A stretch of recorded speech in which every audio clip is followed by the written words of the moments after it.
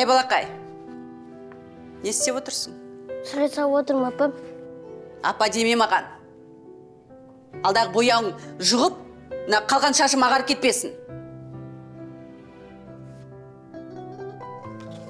Салма сурет. Егер бұрынғы үйіңде көрінген жерде салатын болсаң, бұл ондай үй емес. Ұқтың ба? Жарайды, апа.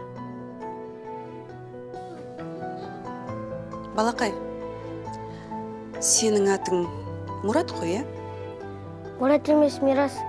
Әкем жалғасым, мирасым болсын деп қойған. Мейлі, кім болса да маған бәрібір. Саған бұл үй ұнай ма? Я хан сарайындай. Қойшы. Хан сарайындай екен.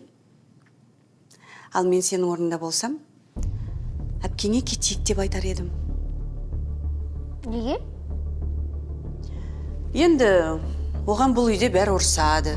Міне, мен де қазір саған ұрсып тастадым.